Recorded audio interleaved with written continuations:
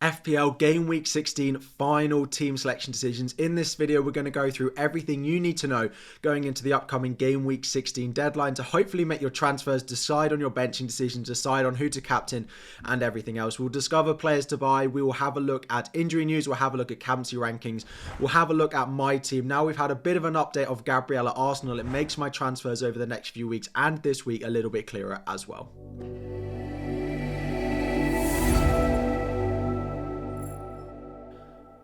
What is up everyone, FPL Harry here. Before we dive in, 2,000 likes is the aim. Subscribe if you're new around here. And just before we start, I know some of you will be asking to see the full Cole Palmer Christmas jumper that we've got on. We're into December. Cole Palmer is hauled last week and he's top of my captaincy ranking this week. So I thought I would have to bring it out. Just a bit of a disclaimer, apologies if I sound a little bit croaky. I've not been that well over the past couple of days, not feeling that great. As we go into the winter period, there's always stuff going around. I'll do my best, the videos keep rolling out, but apologies if I sound just a little bit worse in this video. We're going to start off by answering a few of your key questions going into the week. First of all is what to do with Brian Mbeumo. So many of you are asking me on Twitter and on YouTube about what you should do with the Brentford man. He was a potential transfer out for a lot going into last week, but because of the Liverpool postponement, a lot of you held on to him. He's now got Chelsea away and Forest at home in the next two.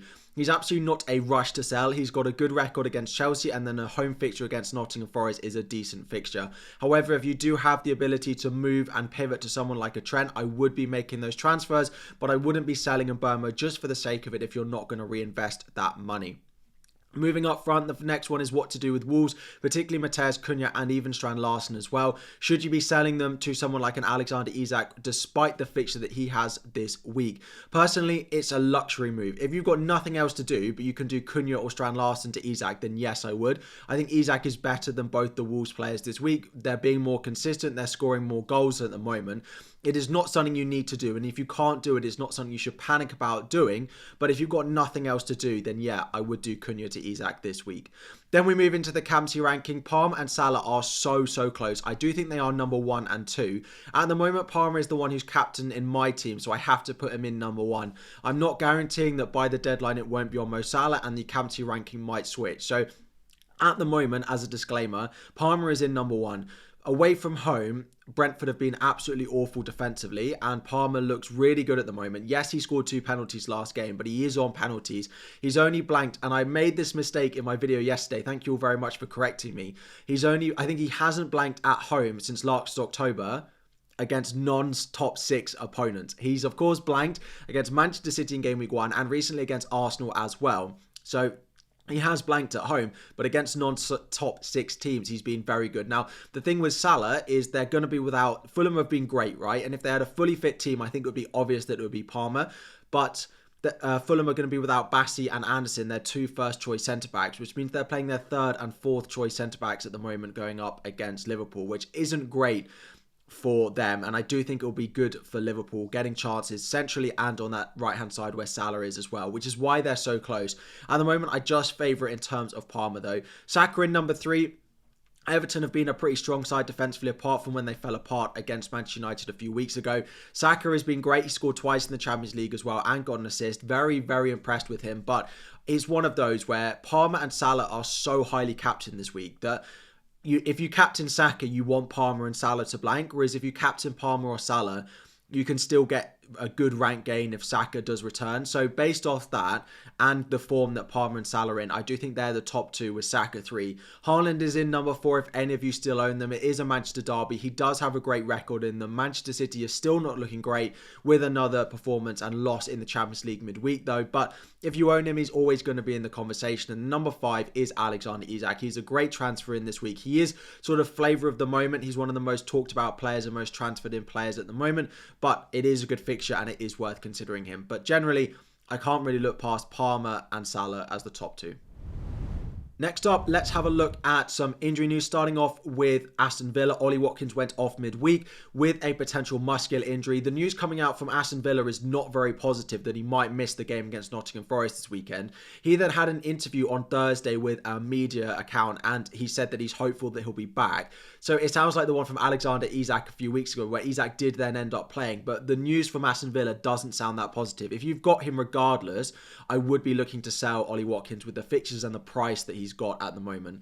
Next up, the big one is Gabriel of Arsenal, the one you're all waiting for. I'm not sure I haven't put that first, but anyway, he basically said, one of Gabriel and Calafiori has trained today and is in contention to play tomorrow. He then was asked, someone, an absolute saviour of the FPL community, asked a follow-up question, and he said, is that Gabriel? And he replied, yes. He then went on to say that Calafiori isn't ready, basically. So it does sound like Gabriel has trained today on Friday and has a chance to be available. The other thing to mention is Arsenal are the earliest kickoff tomorrow. There's no early games, so the 3 o'clock games, which Arsenal are one of, is the early game. So we might get some more Gabriel news going into the deadline, but it does sound pretty positive on him. And the final one is at Bournemouth.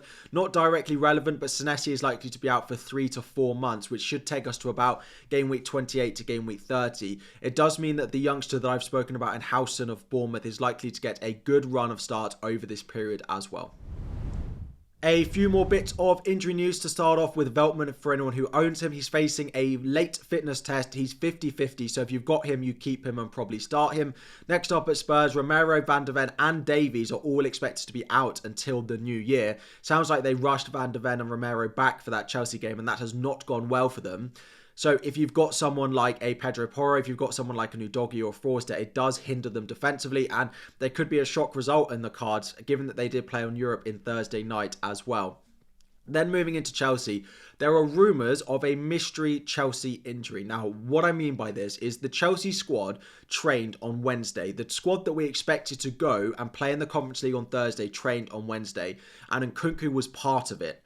He's the only player who trained in that session on Wednesday that then didn't go with the squad on Thursday. Now, it's not necessarily that there is an injury. They might have just decided that he wasn't needed. But Joe Cole did then say there was a rumour that he didn't travel for a potential injury and a potential Nkunku injury. Now, it's not directly relevant, but it might boost Jackson's potential minutes if Nkunku is out. We didn't hear anything in the press conference today. We are hearing that the injury news section might be embargoed, and we might get it later on today at about 10:30 on Friday evening. Again, it's not directly relevant, but it's just something to note and maybe look out for this evening, or if not, we'll discuss tomorrow. And finally, a few more bits. So we discussed Fulham earlier on. Bassey and Anderson are both still out, which is a boost to Liverpool if you're looking to buy or have any of their attackers or captain Mo Salah this week. And next up is at Newcastle. Pope is going to be out for around a month, which will mean he'll miss 5 or so game weeks. It sounds like he'll be back in about game week 21. Dubravka is the one who's most likely to fill in, but I wouldn't be buying him. We did this last year. If anyone remembers, we all bought Dubravka because Pope got injured about this time and it didn't go well for anyone. I wouldn't be buying it, but it might hinder them defensively. And then we're having a look up front, and Wilson is set to be out for 2 more months with a fresh injury, which does boost minutes to the likes of Anthony Gordon and, of course, Alexander Isak. And it boosts the likelihood that Isak plays 90 minutes up front, doesn't move to the wing, doesn't have penalties taken off him, and doesn't get subbed at all either. With that in mind, let's have a look at players to buy. So we're having David Raya still as the number 1 goalkeeper to buy. Number 2, we have a new face. Alisson is back for Liverpool and he goes straight in. They look great defensively this season, and he's less than Raya, right? So he's 2.2 million cheaper than Raya. Nice run of fixtures, so I don't mind that if you want another route to the Liverpool defence. I've gone with Verbruggen still at number 3. Some nice upcoming fixtures for them, and I still back them as an okay cheap defence. Fabianski in number 4, just as the cheapest goalkeeper we've got. I'm not sure I'd buy Forster now because of the Spurs injuries they've got. And number 5, I've gone with Henderson. Crystal Palace look like they're turning a corner a little bit. The next 3 games are not great, but from about game week 20 onwards, they have a really, really nice run. In defence, I do think Gabriel will play, but I can't recommend you buying him if you don't own him. So if you are looking to buy this week, I would probably go with Timber and Saliba. Then I would go Liverpool after that in Trent and then Van Dijk. I do think Timber is better going forward, and I do think Trent is worth the money over Virgil van Dijk. It's pretty close between the 4 of those though. And to be honest, the majority of you have already tripled up on Arsenal. I wouldn't be selling Gabriel, and if you've got him and you think he starts, he's the best defender in the game if you think he starts. So if you think he does, he's probably number 1. In terms of cheaper options, we're going with Kirkes number 5. If you want a cheaper option, Howson at Bournemouth is 4.3. We're going with Levi Colwill number 6. I've gone with him over Lewis Hall just because of that Nick Pope injury, maybe being a bit of a hindrance to the Newcastle defence at the moment. Into midfield, Salah, Palmer, Saka remains my 1, 2, 3 in exactly the same order. Salah, although Palmer might be better for captaincy this week in my eyes, I do think Salah is the best long-term buy.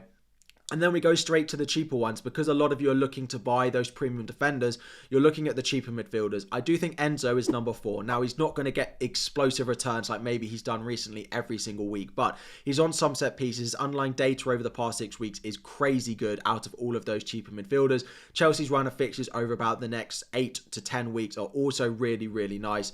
So I'm a big fan of him, and I'm a big fan of the role he's playing in this Chelsea team as well. Rodgers, number 5, just because he looks so nailed. He looks like one of the only Aston Villa players who's going to play every game. He might not be a 90-minute player that I maybe thought he was. I think I said that in my video yesterday, but I don't mind him as a rotation, particularly with Enzo. And Iwobi I really like. From next week, the fixtures for Fulham look really, really good from game week 17 onwards, so that's why he's 6, but from next week he'll probably bump up to maybe 5 or 4 in that list. Going up front, Isak is the flavour of the month, but I do think the flavour of the week, I do think he's the best forward to buy. João Pedro I still like for the value that he's offering. Then we're going with Jackson. If they were all the same price, Jackson would probably be above João Pedro. Then it is Evan Nilsson at home to West Ham, and it is Chris Wood. A lot of good home fixtures, particularly for the forwards. You'll note that there's no Wolves strikers in here. If there's any other strikers you like, let me know. But these are probably the top 5. If you've got Wolves forwards, as I said earlier on in the video, I probably wouldn't be selling them this week. I'd be holding on to them, but they're not buys new now if you don't own them already.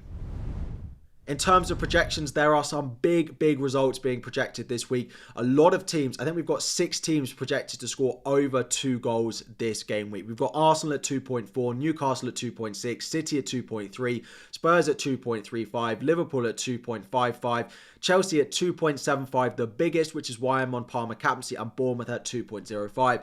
Wolves and Brighton also predicted to score almost 2 goals. They're expecting to be a lot of goals, and this should be, on paper, a very high scoring game week. In terms of clean sheet odds, Arsenal are the only team above 50%, but as I say, 40% is the benchmark we're looking at. 52% for Arsenal is really, really good. Liverpool up at 40%, and Newcastle are in at 42%. I wonder if that will get dropped a little bit though, based on the Nick Pope injury, but generally those 3 are the top that you should be looking at. Chelsea quite high at 34%. You've got a lot of goal scorers projected this week, and a few banker clean sheets as well. Having a look at the benching rankings, the new segment in this video that you have all asked for. David Raya is top. No one's benching him. No one's benching Alisson. Basically, it's if you've got Fabianski, I'd play Verbruggen and Sanchez over Fabianski, but I'd play Fabianski over your Fleckens, your Onanas if you've got, and your Henderson as well at Crystal Palace. Into defence, if you've got Gabriel, you've got any Arsenal, you've got any Liverpool, I'm not putting them in the list because they are default starts if you've got them. Outside of that, Aït-Nouri is a definite start despite the form they've shown over recent weeks. We've got Kirkes, Hall. Then you're moving into Brighton, your Gvardiol's. Of course, Rico Lewis is suspended, so you can't be playing him. Aina over Robinson, looking at some of those with the worst fixtures. Robinson over Mazraoui. Mazraoui probably over Mikalenko, and Mikalenko over Greaves, just because we're not certain that Greaves is going to get in the squad. But maybe it's just worth putting him slightly higher up, but I wouldn't be relying on Greaves, basically. Into the mids and forward, if you've got Brighton forwards, I would definitely be starting them. Bowen, Cunha, Strand Larsen are almost definite starts. I can't see a world where you're benching them. Johnson or your Spurs assets definitely should be starting against Southampton. Chris Wood, and then that is Bruno Fernandes, followed by Enzo Fernandez, Semenyo, Visa, and then Morgan Rogers. And then just going back and having a look at my team. So with the positive update on Gabriel, and of course them being the early kickoff, well, the earliest kickoff of the game week, I do think there's a good chance that we know if Gabriel starts or not. And I personally predict that he probably will. So of course I've already confirmed that Morgan Rogers transfer, and I'm almost certain that I will do Rico Lewis to Trent. And I'm really hoping that I don't have to make another transfer this week, because although I spoke about that -8 in my video yesterday, that's all down to if Gabriel is fit or not this game week, basically. And if he's available, I will just roll the second transfer, and that will leave me, basically, I can do Semenyo to Enzo Fernandez and Cunha to Alexander Isak for free going into game week 17. And it all just revolves around, do we think Gabriel is going to be available this week or not? And it does sound like he is. So basically the plan at the moment will be captain Palmer, vice captain on Mo Salah, one transfer already done of Mbeumo to Rogers to free up money for Lewis to Trent. And of course, if we get close to the deadline and we don't hear news on Gabriel, or it doesn't sound like he's going to play, that's the point I will look to upgrade Greaves. But at the moment, I'm just hoping I just do one more transfer, given I've already confirmed Rogers, and I just upgrade Lewis to Trent. So lots to cover in this video, and of course, hopefully lots to do on the deadline stream tomorrow. That will be, of course, slightly later. There is a later deadline. It is 11:30 a.m. until 1:30 p.m. The deadline is 1:30 p.m. UK time because there's no early kickoff. The earliest games in relation to the deadline include Arsenal and include Liverpool. So if you're looking to buy those players, of course, we'll be looking for any early team. You'll be discussing it all on that stream as well. Any questions you have about your team, drop it all in the comment section here. If you don't get them answered or you want to come and just join the stream, please do. The link is above. Click notify for when it does go live. 2,000 likes is the aim. Subscribe if you are new around here. Thank you all very much for watching. Have a lovely Friday evening and Saturday morning. Hopefully I see some of you on the stream, and I'll be back again very soon.